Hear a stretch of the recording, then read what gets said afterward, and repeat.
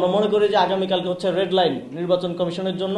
আমরা যদি দেখি যে এখন যদি আবার প্রয়োজন হয় আবার আমরা রাজপথে নামবো এবং আমরা কোনোভাবেই একটা যাচ্ছেতাই নির্বাচন আয়োজন করার সুযোগ দিব না। আপনি হয়তো দেখেননি যে জাতীয় নাগরিক পার্টি এই নির্বাচন কমিশনের বিরুদ্ধে রাজপথে অনেক আগেই আন্দোলন করেছে। প্রায় ছয় মাস আগে আমরা নির্বাচন কমিশন অবরোধ করা হয়েছিল জাতীয় নাগরিক পার্টির পক্ষ থেকে, এবং আমরা নির্বাচন কমিশন পুনর্গঠনের দাবি জানিয়েছিলাম।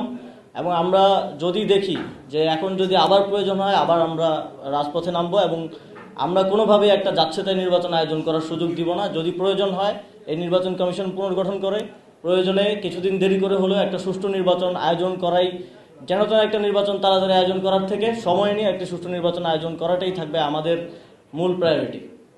নির্বাচন কমিশন সাংবিধানিকভাবে একটা স্বাধীন প্রতিষ্ঠান এবং আপনারা জানেন যে তার স্বাধীনভাবে কাজ করার এখতিয়ার আছে। আপনারা দেখেছেন যে নির্বাচন কমিশনের সাথে যে তারা যে সরকারের কথা শুনে কাজ করেছে এরকম কোনো কিছু হয়তো আপনাদের নজরে পড়ার কথা না বিগত প্রায় 1.5 বছরে।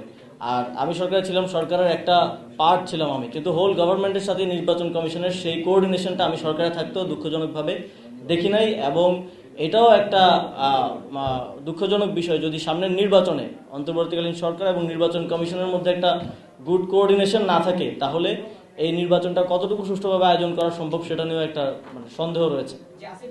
আমরা আমাদের রাজনৈতিক দাবি অবশ্যই জানাতে পারি।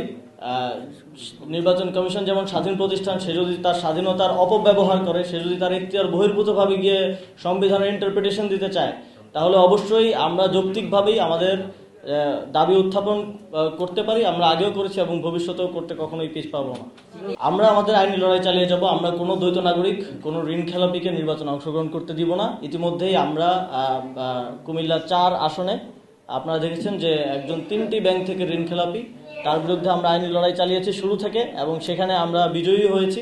এবং এটাও একটা উদাহরণ হিসেবে থাকবে যে কোনো ঋণ খেলাপি কিংবা দ্বৈত নাগরিক বাংলাদেশের যে আগামী নির্বাচন হতে যাচ্ছে আইন ভঙ্গ করে কিংবা আইনের ফাঁকফোকর দিয়ে নির্বাচনে অংশগ্রহণ করতে পারবে না।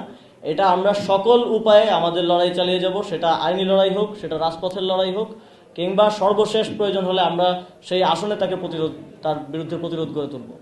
দেখেন, আমরা তাদেরকে সুযোগ দিতে চেয়েছি, আমরা তাদেরকে ভরসা করতে চেয়েছি যে তারা সুষ্ঠু একটা নির্বাচন আয়োজন করবে এবং আমরা তাদেরকে অবজারভেশনে রাখছি, যেটা আমরা আগেও বলেছি যে আমরা ক্রিটিক্যালি তাদেরকে অবজার্ভ করছি যে তারা কী ধরনের ব্যবস্থা নেয় কিংবা সামনের দিনে নিচ্ছে।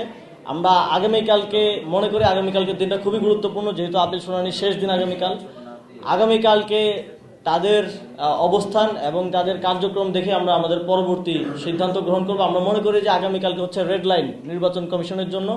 যদি তারা সেই রেড লাইনটা সুষ্ঠুভাবে অতিক্রম করতে পারে, নিরপেক্ষতা দেখিয়ে এবং আরপিও এবং সংবিধানকে মান্য করে অতিক্রম করতে পারে, তাহলে আমাদের সহযোগিতা অব্যাহত থাকবে। যদি তারা সেখানে ভুল করে এবং সেখানে পক্ষপাতিত্বের কিংবা কোনো ফাঁকফোকর দিয়ে ঋণ খেলাপি এবং দ্বৈত নাগরিকদেরকে পার করে দেওয়ার চেষ্টা করে, তাহলে আমরা এই নির্বাচন কমিশনের বিরুদ্ধে অ্যাকশনে যাব। Thank you. আসসালামু আলাইকুম।